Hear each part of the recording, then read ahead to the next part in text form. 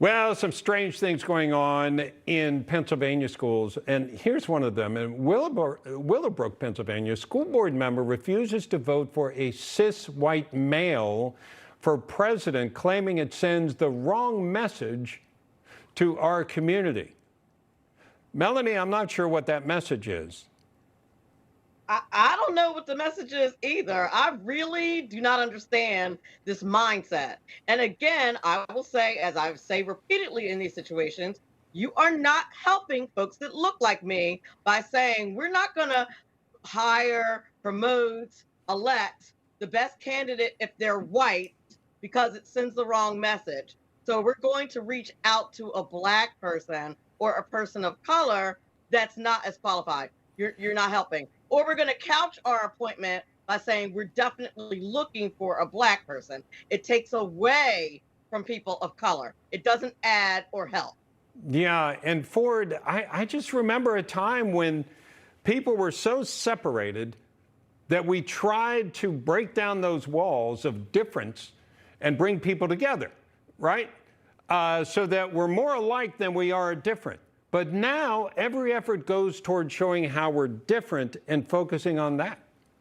Well, this is the woke cultural Marxist striking again. And the intersectional Olympics, if you try to put any logic to it, you're going to wind up literally pulling your hair out. The whole thing is a sham. The whole idea is to refashion America into whatever the progressive image of the moment is. And this is how they do it. The world is completely upside down, and only a clown can make sense of the nonsense that's being pushed right now. We should all be prizing people based on their individuality and what they bring to the table, irrespective of the job.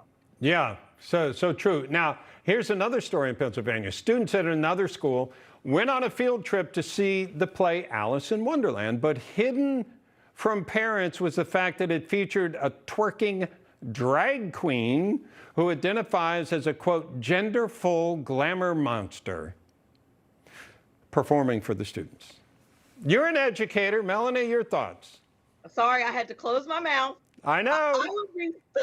I would be livid if that happened. Where in Alice in Wonderland is that a character? And if anyone out there doesn't think that they're trying to indoctrinate your kids, this is a textbook example. Why did you hide it if you thought it was okay? Why did you sin by omission if you thought that this was all right?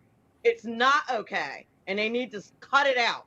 Yeah, you know, Ford, when I was, I think it was 6th grade, we had to get permission to go to Bible school, right?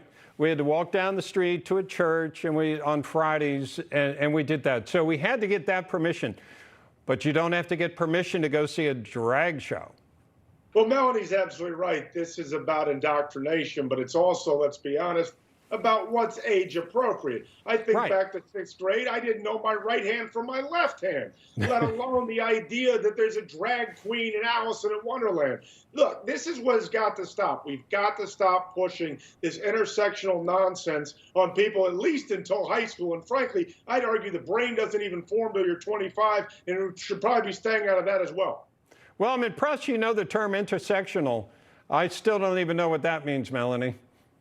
Well, it means that as a black woman, I have two big old societal demerits against me, and that I'm constantly put upon and left behind. As a matter of fact, I'm making myself very sad right now.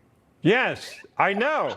But well, Bob, you and I are at the lowest end of the food chain, so there you have it.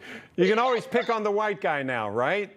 It's our fault. Everything's our fault. It's about the white cisgender heteronormative stereotype, and that is what needs to be rooted out of America if America is to be refashioned into a progressive paradise. All right. Yeah. See how Bob let Ford talk longer than me? It's probably because he's white. I'm positive. Well, it's a little, you know, we have an agreement, and I'm looking at the clock, making sure. Ford O'Connell, Melanie Collette, thank you so much. Thank you. Thank you, Bob. All right.